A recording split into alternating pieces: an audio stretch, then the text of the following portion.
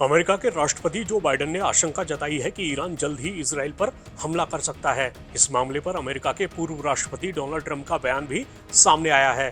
जब ट्रंप से पूछा गया कि क्या उन्होंने इजरायली प्रधानमंत्री से बात की है, तो ट्रंप ने कहा, मैं ये नहीं बताना चाहता कि मैंने किससे बात की है, लेकिन हमारे देश के राष्ट्रपति का चेतावनी देना कि उन्हें लगता है कि हम पर हमला होने वाला है या उन पर हमला होने वाला है, ये बहुत दयनीय है। ट्रंप ने ईरान को लेकर कहा, मैं आपको बता सकता हूं कि अगर मैं राष्ट्रपति होता तो वे इजराइल पर हमला नहीं करते, और उन्होंने कभी ऐसा नहीं किया।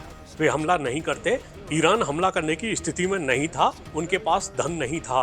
बात बाइडेन की करें तो जब उनसे पूछा गया कि इस समय ईरान के लिए उनका क्या संदेश है, तो बाइडेन ने कहा, ऐसा मत करो, यानी हमला मत करो। On Israel is from Iran, Mr. President? I want to get the secure information, but my expectation sooner than later. Mr. President, Mr. President, to Iran in this moment. Don't.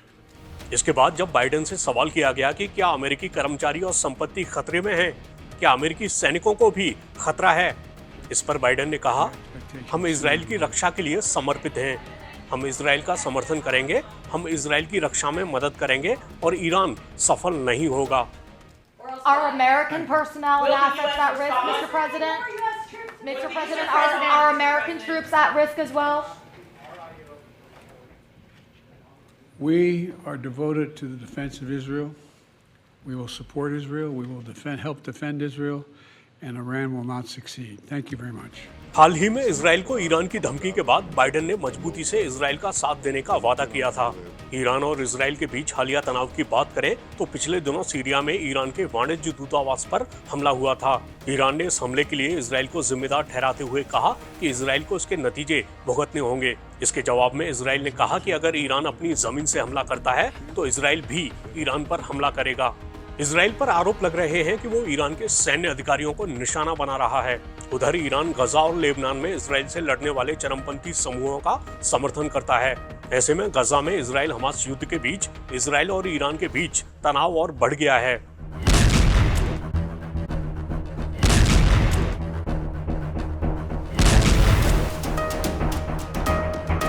Syria में हमले के बाद Iran के supreme leader ने कहा था, गजा में Israeli शासन की नाकामी निश्चित रूप से जारी रहेगी और साथ ही ऐसे हताश प्रयास भी जारी रहेंगे जैसा कि उन्होंने सीरिया में किया है।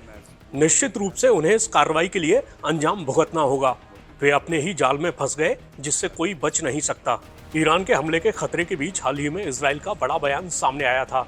उसने कहा था, हम सेना की विभिन्न क्षमताओं में रक्षात्मक और आक्रामक दोनों तरह से तैयार हैं। ईरान के क्षेत्र से कोई भी हमला मध्य पूर्व में तनाव बढ़ाने और अपनी प्रॉक्सीज के पीछे छुपना बंद करने के ईरान के इरादे का ठोस सबूत होगा। हाल के महीनों में हमने अपनी आक्रामक क्षमताओं में सुधार किया है और हम जानते हैं कि जहां जरूरी हो वहां कैसे काम करना है। हमारे पास एक बहुस्तरीय रक्षा क्षमता है जिसने हजारों सफल अवरोधन के साथ युद्ध के दौरान खुद को साबित किया है। वैसे इजराइल पर ईरानी सहयोगियों द्वारा हमले किए ही जा रहे हैं, यमन, इराक और सीरिया से, और हमारी रक्षा प्रणाली इन खतरों को रोकती है। फिर भी हम रक्षात्मक और आक्रामक दोनों तरह से तैयार हैं और हाई अलर्ट पर हैं।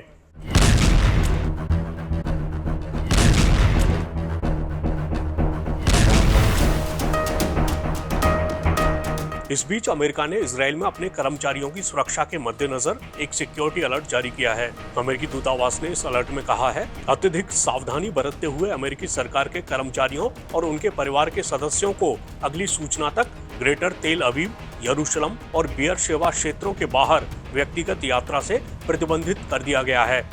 इसके अलावा भारत ने भी अपने लोगों के लिए ट्रैवल एडवाइजरी जारी की है।